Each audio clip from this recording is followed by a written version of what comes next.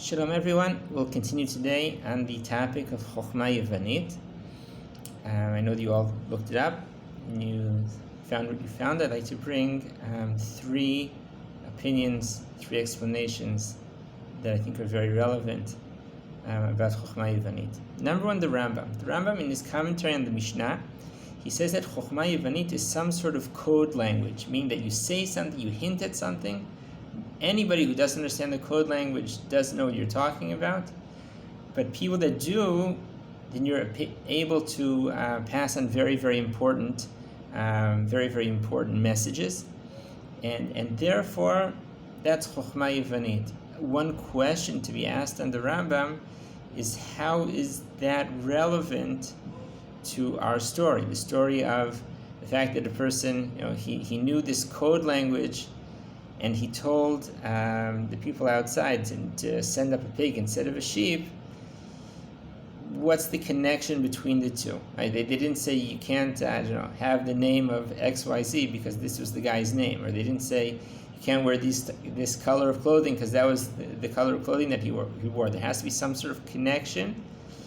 I leave it as a question. Maybe you can tell me what you think. That's number one. Number two is the Maharal. The Maharal writes that it's definitely okay to learn secular studies, what he calls sciences and things that explain how the world works, because those secular sciences are also creations of Hashem. Hashem created nature, He created the world, He created the laws of nature. And learning those laws of nature are learning part of Hashem's creations. And there, it's definitely, that's not a problem at all. So what is Chokma Yuvanit? He says that Chokma Yuvanit, so the Maharal says that Chokma Yuvanit is a type of science or a scientific theory or a scientific opinion, and that goes against the Torah. And since it goes against the Torah, or against the foundations of our faith, that's not something that a person should learn. And maybe we now can understand the relevance between Chokma Yuvanit and the story, that the story itself was because the person who was outside Beit HaMikdash, and he understood enough science, enough knowledge that goes against the Torah, against the connection of Am Yisrael with HaKadosh Baruch Hu, and he said, please do this, send a pig instead of sending a sheep, then we understand that we understand that having that knowledge or exposing yourselves to opinions that take you away from the Torah is not a positive thing, and that's his explanation of that story.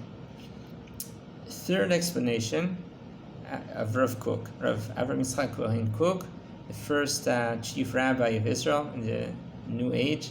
He started the chief rabbinate of Israel even before the country was started. He passed away before the country was founded. And he says the following. He says that when we want to teach something, when we want to give forth a message, then we have really two things that we have to think about. We have to think about the content, and we have to think about the style. The context, what do I want to say? And the style, how do I want to say it? It's like a present, right? You have a gift, what do you want to give, and how do you wrap it? And the wrapping is also important, because if you wrap it nicely, it makes the present look nice and enticing, and that you've thought of the person. If you get a present and you throw a couple of newspapers on it and don't even you don't fold it up nicely, you don't tape it up nicely, then the person receiving the how you give it is also important. It's not nice to get a present like that. And he says the difference. The Gemara talks the difference between Lashon Yuvanit, the tongue, the language, and Chokma Yuvanit, the wisdom. That the language is okay, and the Chokma is not. And he says the following: if I want to give forth a message, and my content is problematic, my content, the essence of what I'm saying is against the Torah, that's not good. And a person shouldn't teach his son that way. Shouldn't lo yilamed adam et bino chachma yivonit. Shouldn't teach his son chachma yivonit. He's giving him bad content. He's giving him content that goes against the Torah. But the lashon yivonit is not the content. Lashon yivonit is the wrapping. And if you want to give forth a good content, you want to give forth a good idea, and you want to wrap it up in a wrapping that is not Jewish. Maybe it's not originally Jewish. You get it from other places. But you wrap it up in a way that the person accepting the content is able to accept it and accept it well. And he's able to understand what you want to say in a good and a positive way, then that's fine. In other words, he says, Chochma Yivonit, the content that goes against Torah is not okay. And Lashon Yivonit, the wrapping, the how it's given, the style in which it's said, that is okay. And that goes back to the story. If we go back to the story, we see that the content that the person learned, he learned Chochma Yivonit, he learned bad content, or content that goes against the Torah. It's a little bit of a similar to the Maral that way. But it goes against the Torah.